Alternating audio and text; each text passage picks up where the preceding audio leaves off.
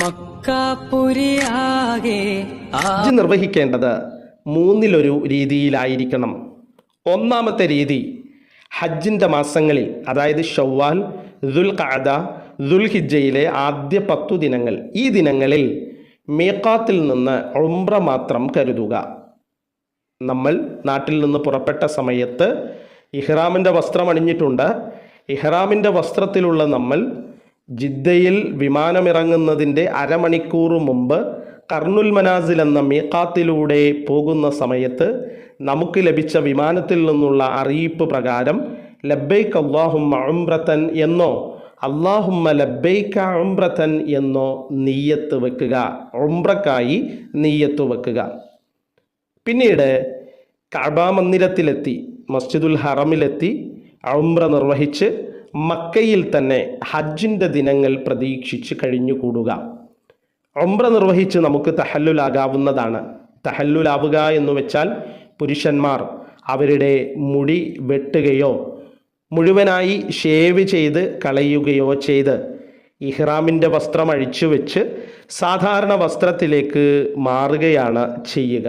സ്ത്രീകളാണെങ്കിൽ ഉംറയുടെ തവാഫും സഅയും പൂർത്തിയായ ശേഷം റൂമിലെത്തി മുഴുവനായി മുടി പിടിച്ച ശേഷം ചൂണ്ടുവിരലിൻ്റെ പകുതി ഭാഗത്തിൻ്റെ അളവിൻ്റെ അത്ര മുടി മുറിച്ച് കളയുകയാണ് ചെയ്യേണ്ടത്. അതിനുശേഷം അവർക്കും സാധാരണ വസ്ത്രത്തിലേക്ക് മാറാവുന്നതാണ്. പിന്നീട് ഹജ്ജിൻ്റെ ദിനരാത്രങ്ങൾ പ്രതീക്ഷിച്ച് മക്കയിൽ തന്നെ കഴിഞ്ഞുകൂടും. അതായത് ഹറമിലെത്തി ജമാഅത്ത് നമസ്കാരങ്ങളിലും ഖുർആൻ പാരായണത്തിലും ദിക്റുകളിലും സ്വലാത്തുകളിലുമൊക്കെയായി കഴിഞ്ഞുകൂടി അമലു സ്വാലിഹാത്തുകൾ നിർവഹിച്ചുകൊണ്ട് ദുൽഹിജ്ജ 8 വരെ കാത്തിരിക്കുക.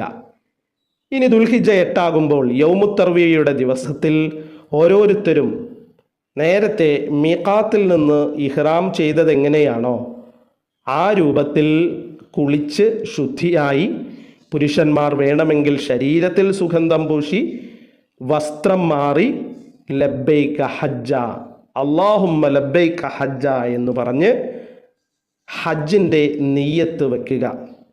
ശേഷം ലബ്ബൈക അല്ലാഹുമ്മ ലബ്ബൈക ലബ്ബൈക ലാ ശരീക ലക ലബ്ബൈക ഇന്നൽ ഹംദ വന്നിഅമത ലക വൽ മുൽക്ക് ലാ ശരീക ലക് എന്ന തൽബിയത്ത് ചൊല്ലിക്കൊണ്ട് ഉച്ചയ്ക്ക് മുമ്പായി മിനയിലേക്ക് പോകണം. തുടർന്ന് അങ്ങോട്ട് ഇനി പറയാൻ പോകുന്ന സ്ഥലങ്ങളിലും സമയങ്ങളിലും ഹജ്ജ് കർമ്മങ്ങൾ പൂർത്തീകരിക്കുകയാണ് വേണ്ടത്. ഇങ്ങനെ ആദ്യം ഉംറയും പിന്നെ ഹജ്ജും ചെയ്യുന്ന രീതിക്ക് പറയുന്ന പേരാണ് തമത്തു. ഇങ്ങനെ നിർവഹിക്കുന്ന വ്യക്തിക്ക്, ഹാജിക്ക്, അയാൾക്ക് പറയുന്ന പേരാണ് മുതമത്തു. ഇനി രണ്ടാമത്തെ രീതി, ഹജ്ജിൻ്റെ മാസങ്ങളിൽ ഉംറക്കും ഹജ്ജിനും മീഖാത്തിൽ നിന്ന് ഒരുമിച്ച് ഇഹ്റാം ചെയ്യുക. അല്ലെങ്കിൽ മീഖാത്തിൽ നിന്ന് ഉംറ മാത്രം കരുതിപ്പോന്നിട്ട് മക്കയിലെത്തി ഉംറയുടെ തവാഫ് തുടങ്ങുന്നതിൻ്റെ മുമ്പായി ഹജ്ജ് കൂടി ചെയ്യണമെന്ന് തോന്നിയതനുസരിച്ച് നിയ്യത്ത് മാറ്റുക. അങ്ങനെ ആ സമയത്ത് ഉംറയുടെ തവാഫും സഅയും മാത്രം നടത്തിയിട്ട് തഹല്ലുലാകാതെ ഇഹ്റാമിൻ്റെ വസ്ത്രത്തിൽ ദുൽഹിജ്ജ 8 യൗമു തർവിയുടെ ആ ദിവസം വരെയും കാത്തിരിക്കുക. ആ ദിവസം എത്തുമ്പോൾ മിനയിലേക്ക് ഉച്ചയ്ക്ക് മുമ്പായി എത്തിച്ചേരുക. ഹജ്ജിൻ്റെ കർമ്മങ്ങൾ പിന്നീട് അതാതിൻ്റെ സ്ഥലത്തും സമയത്തും നിർവഹിക്കുകയും ചെയ്യണം. ഈ രീതിക്ക് പറയുന്ന പേരാണ് ഖിറാൻ. ഇങ്ങനെ കർമ്മങ്ങൾ നിർവഹിക്കുന്ന ഹാജിക്ക്, വ്യക്തിക്ക് പറയുന്ന പേരാണ് ഖാരിന്. മൂന്നാമത്തെ രീതി, ഉംറയുമായി ബന്ധപ്പെടുത്താതെ ഹജ്ജ് മാത്രം സ്വതന്ത്രമായി നിർവഹിക്കാൻ ദുൽഹിജ്ജ 8 അതിനു മുമ്പോ അവൻ്റെ മീഖാത്തുകളിൽ നിന്ന് ഇഹ്റാം ചെയ്ത് യൗമു തർവിയയിൽ മിനയിലെത്തുക. തുടർന്ന് ചെയ്യേണ്ട കാര്യങ്ങൾ അതാതിൻ്റെ സ്ഥലത്തും സമയത്തും ചെയ്യുകയും ചെയ്യുക. ഇങ്ങനെ ഈ രൂപത്തിൽ ഹജ്ജ് ചെയ്യുന്നതിന് സാങ്കേതികമായി പറയുന്ന പേരാണ് ഇഫ്രാദ്. ഇങ്ങനെ തീർത്ഥാടന കർമ്മങ്ങൾ നിർവഹിക്കുന്ന, ഹജ്ജ് നിർവഹിക്കുന്ന വ്യക്തിക്ക് മുഫ്രിദ് എന്നും പറയുന്നു. ഇപ്പോൾ നാം പറഞ്ഞ 3 രീതികളിൽ ഏതു വേണമെങ്കിലും ഒരു ഹാജിക്ക് തൻ്റെ സൗകര്യാർത്ഥം തിരഞ്ഞെടുക്കാം. എന്നാലും ദുൽഹിജ്ജ 8 ഉച്ചക്ക് മുമ്പോ പിമ്പോ ഈ 3 വിഭാഗം ആളുകളും മിനയിൽ എത്തിച്ചേരണം. അന്ന് മുഴുവൻ അവിടെ കഴിച്ചു കൂട്ടുകയും വേണം. ഈ ദിവസങ്ങളിൽ നമസ്കാരങ്ങൾ ഓരോന്നും അതാതിൻ്റെ സമയത്ത് ചുരുക്കി, അതായത് ഖസ്റാക്കി 4 റക്അത്തുള്ള നമസ്കാരം 2 റക്അത്താക്കി നിർവഹിക്കുകയാണ് വേണ്ടത്. നബി സല്ലല്ലാഹു അലൈഹി വസല്ലമയുടെ ഹജ്ജ് സംബന്ധിച്ച ഹദീസിൽ ഈ ദിവസം 2 നമസ്കാരം ഒന്നിച്ച് നമസ്കരിച്ചതായി പറഞ്ഞിട്ടില്ല. അപ്പോൾ ഓരോ നമസ്കാരവും അതതിൻ്റെ സമയത്ത് ചുരുക്കി ആദ്യം ബാങ്ക് കൊടുത്ത് പിന്നീട് ഇഖാമത്ത് കൊടുത്ത് നിർവഹിക്കുകയാണ് വേണ്ടത്. ളുഹർ, അസർ, ഇശാ തുടങ്ങിയ നമസ്കാരങ്ങളാണ് 2 റക്അത്ത് വീതമായി ചുരുക്കി നമസ്കരിക്കേണ്ടത്. ദുൽഹിജ്ജ 9 അറഫ ദിനം. അന്ന് മിനാ ടെൻറ്റിൽ വെച്ച് സുബഹി നമസ്കാരം നിർവഹിച്ച് അന്ന് രാവിലെ സൂര്യോദയത്തിന് ശേഷം ഹാജിമാർ തൽബിയത്ത് ചൊല്ലിക്കൊണ്ട് അറഫയിലേക്ക് പുറപ്പെടണം. പ്രത്യേകം സൗകര്യപ്പെടുത്തിയിരിക്കുന്ന ബസ്സുകളിലാണ് പുറപ്പെടേണ്ടത്. മുത്തവഫുമാർ, മുഅല്ലിമുകൾ, അമീറുമാർ പറയുന്ന കാര്യങ്ങൾ ശ്രദ്ധയോടെ അനുസരിച്ച് മിനാ ടെൻറ്റിൽ നിന്ന് പുറപ്പെടുമ്പോൾ നമുക്ക് അത്യാവശ്യം വേണ്ട ഇഹ്റാമിൻ്റെ വസ്ത്രങ്ങളും മുസ്ദലിഫയിൽ നമുക്ക് വിരിച്ച് കിടക്കാവുന്ന വിരിപ്പോ ചെറിയ രൂപത്തിലുള്ള പായയൊക്കെ നമ്മുടെ ഹാൻഡ് ബാഗിൽ കരുതിയിട്ടാണ്, ഹാൻഡ് ബാഗും കൊണ്ടാണ് നമ്മൾ അറഫയിലേക്ക് പുറപ്പെടേണ്ടത്. സൗകര്യപ്പെട്ടാൽ നമിറയിൽ ഉച്ചവരെ കഴിച്ചുകൂട്ടൽ സുന്നത്താണ്. നമിറ പള്ളി എന്ന് പറയുന്നത് മുഴുവൻ അറഫയുടെ പരിധിക്കുള്ളിലല്ല, കുറച്ചു ഭാഗം അറഫയുടെ പരിധിക്ക് പുറത്തുണ്ട്. നമിറ പള്ളിയിൽ നിൽക്കുമ്പോൾ അറഫയിലാണ് നിൽക്കുന്നത് എന്ന ബോധ്യമുണ്ടാകണം. 2.5 ലക്ഷം ആളുകൾക്ക് ഒരേ സമയം നിന്ന് നമസ്കരിക്കുവാൻ പാകത്തിലുള്ള പള്ളിയാണ് നമിറ പള്ളി. നമിറ പള്ളിയിൽ ഉച്ചവരെ കഴിച്ചുകൂട്ടൽ സുന്നത്താണ്. എന്നിട്ട് അവിടെ നിന്ന് ളുഹറും അസറും ജമ്മും ഖസ്റുമായി നിർവഹിക്കണം. ആദ്യം ബാങ്ക് കൊടുത്ത് പിന്നീട് ഇഖാമത്ത് കൊടുത്ത് ളുഹർ 2 റക്അത്ത് നമസ്കരിച്ച ശേഷം ഇഖാമത്ത് മാത്രം കൊടുത്ത് അസർ 2 റക്അത്ത് നിസ്കരിക്കുകയാണ് ചെയ്യേണ്ടത്. ഇമാമിൻ്റെ ഒരു പ്രസംഗം അവിടെ നിന്ന് നമുക്ക് ശ്രദ്ധിക്കാൻ കഴിയും. ലോക ഭാഷകളിലേക്ക് ഒരേ സമയം വിവർത്തനം ചെയ്യപ്പെടുന്ന ഇമാമിൻ്റെ അറഫ പ്രസംഗമാണ് അവിടെ വെച്ച് നമിറ പള്ളിയുടെ അടുത്ത് വെച്ച് നമുക്ക് കേൾക്കുവാൻ കഴിയുക. നിർബന്ധ നമസ്കാരങ്ങളല്ലാതെ അവയുടെ മുമ്പോ പിമ്പോ ഇടയിലോ യാതൊരുവിധ സുന്നത്ത് നമസ്കാരങ്ങളും ഇവിടെ വെച്ച് നമസ്കരിക്കേണ്ടതില്ല. കാരണം പ്രവാചകൻ അങ്ങനെ നിർവഹിച്ചതായി നമുക്ക് ഹദീസുകളിലോ മറ്റോ കാണാൻ കഴിയുന്നില്ല. നമിറ പള്ളിയിലേക്കോ നമിറ പള്ളിയുടെ സമീപ സ്ഥലത്തേക്കോ പോകാൻ കഴിയാത്ത ആളുകൾ അവരവരുടെ ടെൻറ്റുകളിലോ മറ്റോ നമസ്കാരം നിർവഹിക്കണം. ളുഹറും അസറും ജമ്മും ഖസ്റുമായി ളുഹറിന് മുമ്പ് ബാങ്ക് വിളിച്ച് ഇഖാമത്ത് കൊടുത്ത് 2 റക്അത്ത് നമസ്കരിക്കുക. അസർ 2 റക്അത്ത് ഖസ്റായി നമസ്കരിക്കുന്നതിന് മുമ്പ് ഇഖാമത്ത് മാത്രം കൊടുക്കുക. എന്നിട്ട് അസറും നിസ്കരിക്കുക. അങ്ങനെ ളുഹറും അസറും ജമ്മും ഖസ്റുമായിട്ടാണ് നിസ്കരിക്കേണ്ടത്. ടെൻറ്റിൽ സൗകര്യപ്രദമായ രൂപത്തിൽ അവിടെ നിന്ന് നമസ്കരിക്കാം. അറഫയുടെ പരിധിയിൽ എവിടെ വെച്ചും നമസ്കരിക്കാവുന്നതാണ്. അറഫയിലെ ടെൻറ്റിൻ്റെ പ്രത്യേകത 500-600 ആളുകൾക്കൊക്കെ ഒരേ സമയം ഇരിക്കുവാൻ പാകത്തിലുള്ള ടെൻറ്റുകളാണ് ക്രമീകരിച്ചിട്ടുണ്ടാവുക. ടെൻറ്റിൽ കഴിയുക എന്നുള്ളതല്ല കൂടുതൽ പ്രാധാന്യമുള്ളത്. ടെൻറ്റിന് പുറത്തിറങ്ങി പരമാവധി കൈകൾ ഉയർത്തി അള്ളാഹുവിനോട് പ്രാർത്ഥിക്കലാണ് പുണ്യമുള്ളത് വേണ്ടതാണ്. സൂര്യാസ്തമയം വരെ അറഫയിൽ കഴിച്ചു കൂട്ടണം. ഇതിനിടക്ക് ഖിബ്ലയെ അഭിമുഖീകരിച്ചുകൊണ്ട് കൈകൾ ഉയർത്തിക്കൊണ്ട് അള്ളാഹുവിനോട് പശ്ചാത്തപിക്കുകയും പ്രാർത്ഥിക്കുകയും ഹദീസുകളിൽ വന്ന അറിയാവുന്ന ഏതെല്ലാം ദിക്ർ, ഹംദ്, തക്ബീർ, തഹ്ലീൽ, അള്ളാഹുവിനെ സ്മരിക്കുന്ന, അവനെ സ്തുതിക്കുന്ന, അവൻ്റെ മഹത്വങ്ങൾ വാഴ്ത്തുന്ന വചനങ്ങൾ ഉണ്ടോ അതെല്ലാം ചൊല്ലിക്കൊണ്ടിരിക്കുക. അല്ലെങ്കിൽ ഖുർആൻ പാരായണം ചെയ്യുക.